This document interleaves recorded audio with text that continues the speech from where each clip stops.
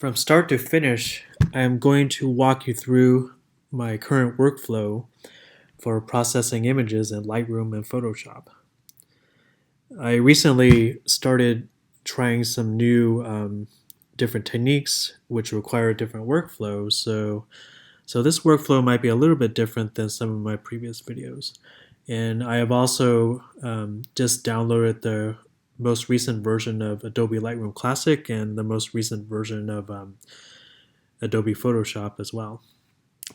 And so I made this photo a few days ago in San Francisco, and it was a very foggy day, which led to some really interesting and moody sort of conditions in this forest here. And so I'm just going to walk you through my process for how I process images in Lightroom, then how I import them in Photoshop to fine tune them with localized results using luminosity mask and other tools. And so just going down the list here. So I feel this image could benefit from a little bit of warmth. So I made test. This is just shot straight off camera using auto white balance with the Sony A7R2. So it was a good starting point. I might try about 5,000 here. Might be a little bit too warm, but we could get back to that and tweak that a bit later. And so my histogram, maybe a little bit dark. So let's bump it up just a slight amount. Okay, maybe that's good enough. Just to get some little bit of brightness down in the foliage down here. So I feel like my brights or my whites are too hot here, but I'm going to use the graduate filter here, and rather than affect the whole image, I just want to tame down the whites in certain parts of the image.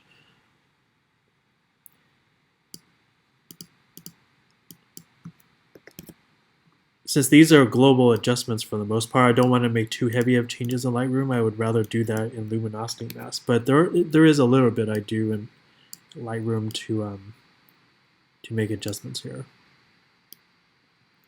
That's too much. I still want to retain the whites, but I just don't want to blow out the highlights. So it looks like my histogram looks a bit better now. It's more under control. Okay, so it's about done. And so not much contrast in here. I wish I had a little bit of contrast. So let's add a little bit back in. Again, since these are global changes, I don't want to do too much, just a little bit. It's a little bit dark. I'll brighten it up a bit more. Okay, no, that's too much. Okay, let's do that. And so in the new version, or in the current version of Lightroom, there's a texture tool here. I played around with this a little bit. It looks pretty interesting. It adds the appearance of sharpness, but doesn't quite work the same as like a unsharp mask, for example. So maybe just a little bit. I don't want to add too much because I can't go back and then do that after a certain point. So clarity always adds some. Again, just like with texture, it adds the appearance of sharpness here, so you don't want to do too much. So dehaze. For this image, I don't want to mess with I don't want to add more haze or remove it. I think it's perfect as is. Just add a little bit of vibrance to my images.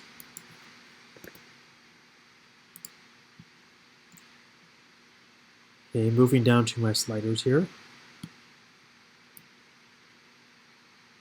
See, moving the lights, I could easily start blowing stuff out, so I don't want to go too overboard here. Just a little bit. Yeah, the whites easily get out of control. So let's not touch the highlights for now. Darks.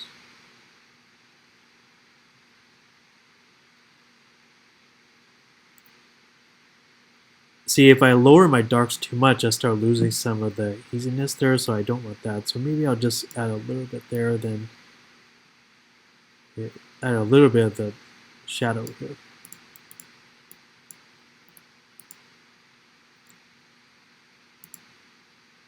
Saturation. So you can max out the sliders here just to see an extreme way to see what colors are impacted. So as you can see here, I'm not seeing a major change by adding red. So looks like there might be some red there, but it's not really noticeable. So rather than introduce noise unnecessarily, I'm just going to ignore that. Okay, so it seems like the orange color is much more prevalent in this image. So just add a little bit, maybe 5 points of that, because this area here, having color here is not that important. I don't want to make it too distracting. So yellow, on the other hand, like this is a much greater part of the image is impacted by yellow. There's foliage here, even the trees, and down here for sure. We do about 15 points. I generally don't like to go too extreme with the saturation in Lightroom because you could easily impact too much of the image and not have a lot of control over it. So green. It's interesting. I've noticed that for like foliage shots, which look green to the eye, they're actually tend to be more yellow than green when you look at when you try out the sliders in Photoshop or Lightroom. But there is some green, like the darker shades here, so maybe do about 12 points here. It's not as much green in this image as you would think. Maybe 15 points. Blue. It's hard to tell. I'm not seeing much aqua or cyan here, so just leave that. Not really seeing any blue either. If there's any, it's probably buried in the fog highlights up here. So rather than add more noise potentially, it's just leave it as default. Purple, again, I'm not really seeing anything here. Magenta, probably nothing too. Most images tend to have like most colors, but this image seems to only really have 3 or 4 colors here. And so naturally those are the same luminance layers I'm going to tweak too. So see what orange does. It brightens up the trail here and some of this tree here. And so since the trail is an essential part of my foreground, I want to accentuate that a bit more. So I may want to boost up the luminance on orange a bit. Yeah, so yellow also, it adds a bit of a nice glow here to the highlights for the foliage, so I just went a little bit there.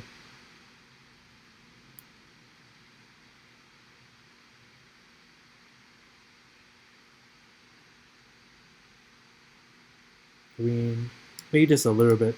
The contrast starts getting out of whack if everything is like all bright like that. Okay, so sometimes I find that, especially if you have like a sky or some well-defined clouds, lowering the luminance of blue can bring out more sky. But since that I don't want that result here, and nor is there any blue in this photo. That's not really relevant for this image. So split toning. Sometimes I like to use split toning to create some color contrast between the highlights and shadows. Here I feel like this image could benefit from a little bit warmer highlights perhaps. Just a little bit. But then I'm going to counteract that with, or offset that with some cooler shadows.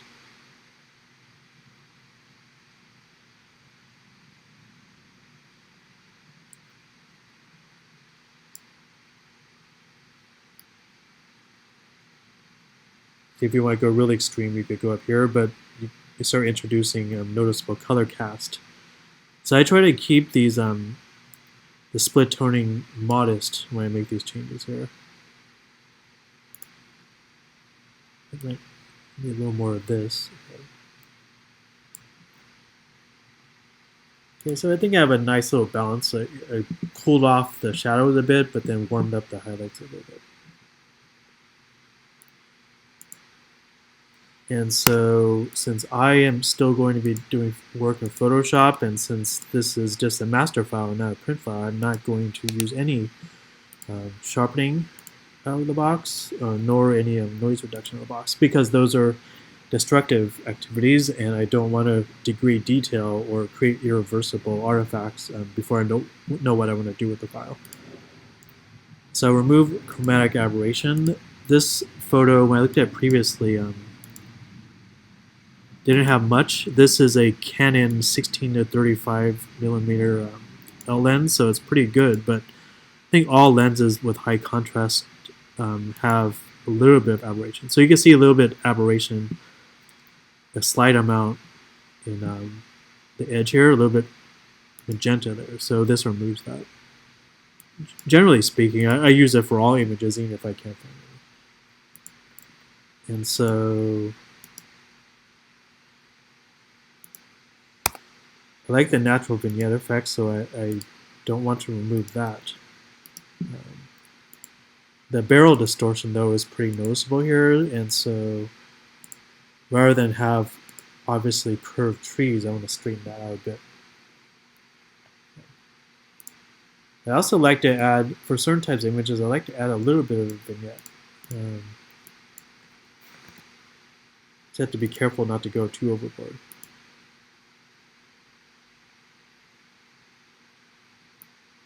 And here's a stronger vignette here.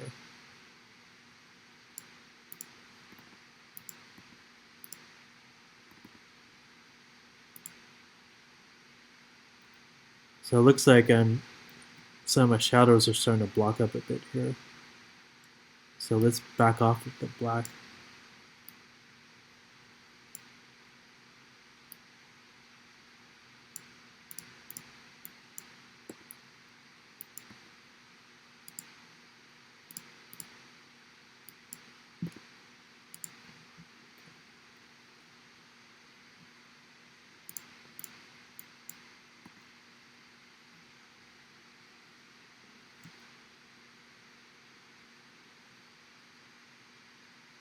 Okay, so I've created vignetting just a little bit. Maybe I don't need this one. Maybe it's too much. Okay, yeah, I actually like it like this better. So just with a little bit of minor vignetting using this tool. Okay, so I've run through my changes I want to do now in Lightroom. So I will import this into Photoshop. Or I will open this as a smart object in Photoshop. This is something I recently started doing. It's pretty cool in that when you open this in Photoshop, you could click on this layer here and it retains all of this Camera RAW updates that I did in Lightroom. As long as I don't flatten the file in Photoshop. See what I mean? So when I click on this disk icon here, the same changes I made in Lightroom are still available to me in Photoshop / Camera RAW. Okay, so now I'm going to use the TK panel number 7, which is I recently downloaded and I've been using it. I actually really like this. This is a really cool, very powerful panel, much improved over the one I was using previously, and much more sophisticated. I try to keep the number of tools I use to a bare minimum, and I don't use every single trick in the book. I just learn a few and try to master a few. And so I like to use TK masks primarily to create luminosity masks, so I could do micro curve adjustments to the midtones, darks, and the lights. So my standard process here, typically I like a midtone 1 or 2 depending on the image. So this will bring up mask, and all of the white areas are the parts that are impacted by the image. So I haven't done anything yet other than just see what happens. So it seems like this impacts more of this. So I'm going to do the midtone 2. Then I'm going to go down here and make a curve adjustment on that.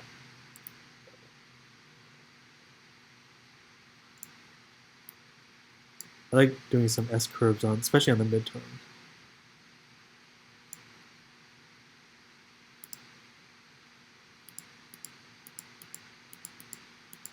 And so the luminosity mask, it just masks out the midtones. Like it shouldn't impact any of the whites.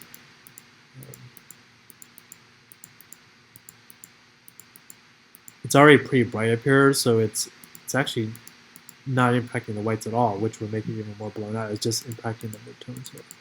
So I feel like this area is a little too blocked up, so I'm going to mask that part out. See, this is highlight here, then I'm going to choose the color black, and which removes the mask. Here I might be losing some of my fog and atmosphere here, so I'm going to I'll have to go back in. Okay.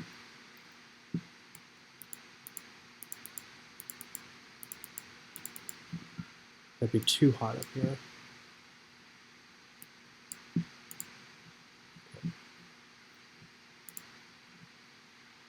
Okay, so that's my midtone mask. Play around the darks and see what happens.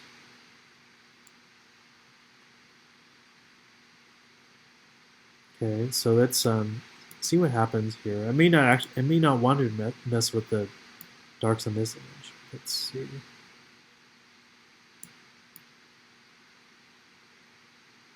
That's some pretty good contrast right there.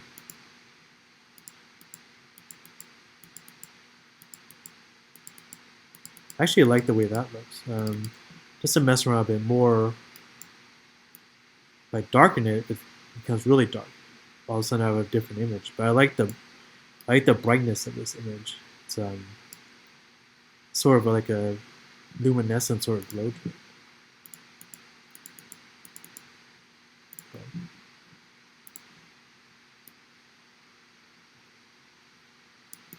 So I'm going to mask out the parts that over-brighten here. I don't want to over-brighten some of this stuff.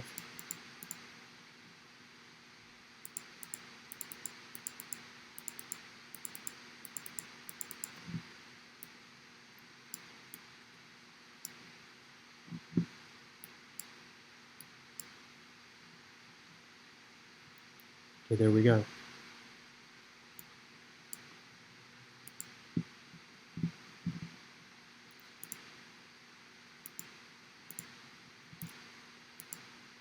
So I like having shadows, and so I typically, rather than do the darkest one, I typically like the second darkest one and add a little bit more pop to my shadows. It's see, it's especially here. I want some more darks over here, but maybe not as much over there. So I'm going to mask a certain part out. And mask out this part here, but I'm going to leave that in, mask that out.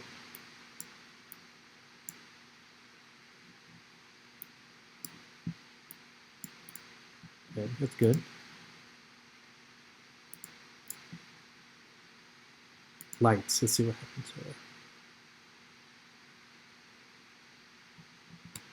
Okay, so I definitely don't want the sky to get more bright, so I'm actually going to tame down the sky. See how much detail I'm getting back out of this file?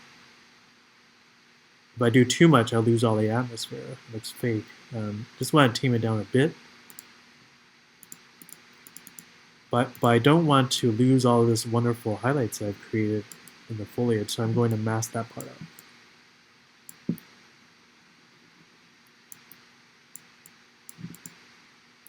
I'm just doing a quick and dirty version of this file just for this video. I would spend much more time if I was just processing this for myself.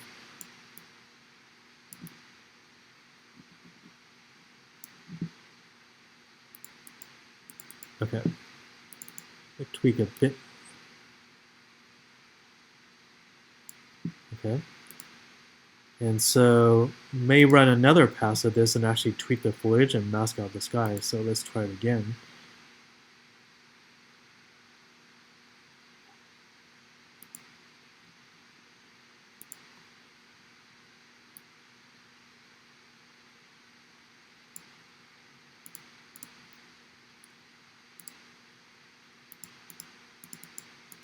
Yeah, add some nice glow here and some more highlights down here. So I'm going to mask out all this bright stuff up here.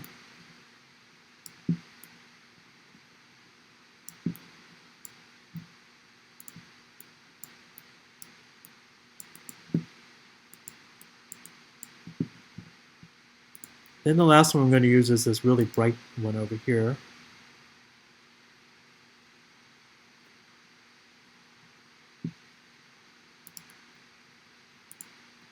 This will allow me to control some of the brightest highlights, which are sort of blowing out. Again, I'm going to mask out some areas just in case they're caught in this mask. Which they're probably not, but they could be. Okay, last one. Let's check out the brightest one.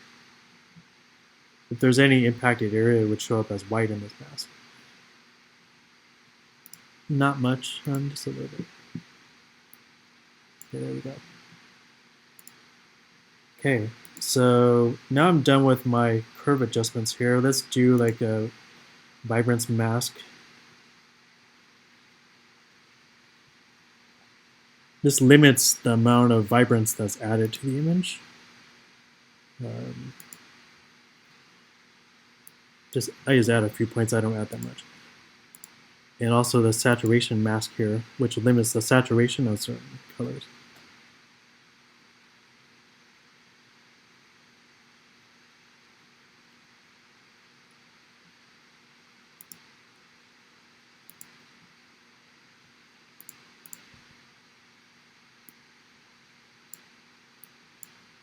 Not a lot of red, so I won't do that too much. Yellow, okay. It could get cartoonish if you do too much, so 15, maybe 20 points there. I can always tweak it in the smart object layer too. 15 points of green. If you go too overboard on the green, it starts to look like radiation. I don't want radiation looking foliage here. Okay.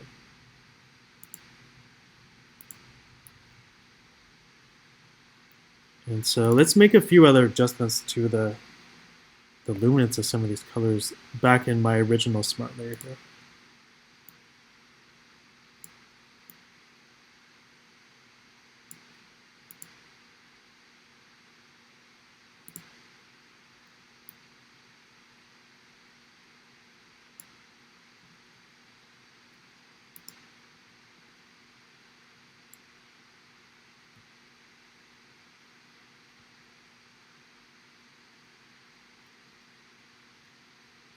Okay, there we go.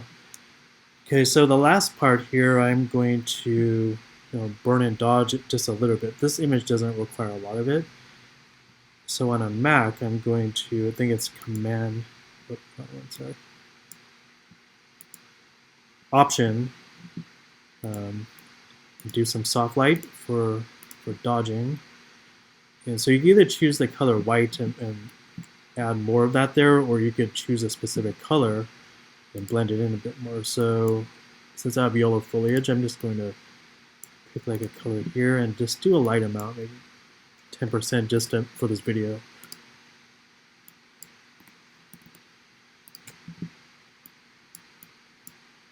See, I'm burning in my foliage here.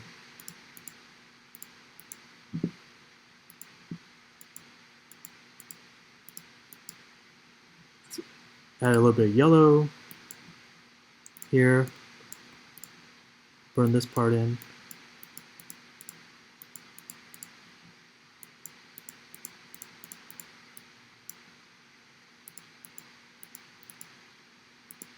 So you see the burning I've done here? So like pretty subtle, but it could be powerful when used in the right area. So I'll create a dodge layer here too. Oh, sorry, a burn layer. I use overlay 50%. I just use black.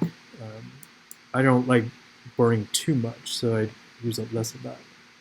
So I just burn in some of the darks. It's for illustrative purposes here.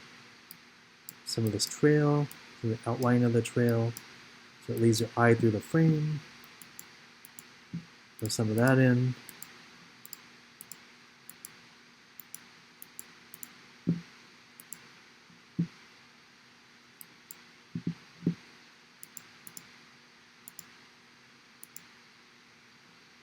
If it's to soften up a bit, I may lower the opacity maybe 90%.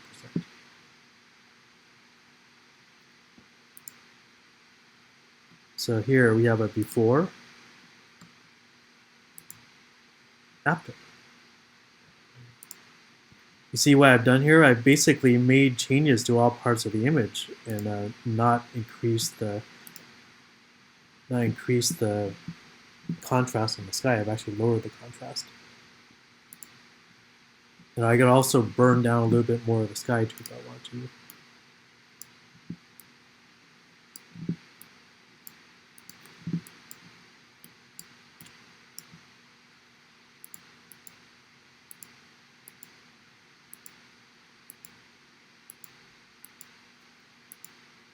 I guess to get more noticeable effects, I have to burn out more up here just to get really crazy.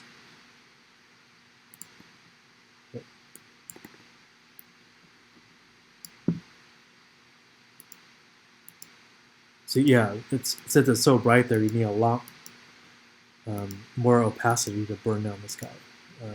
I'm just doing that for fun here. I actually don't want to do that.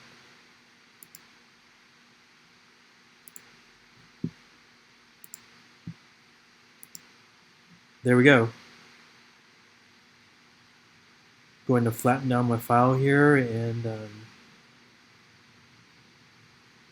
there you have it, quick and dirty.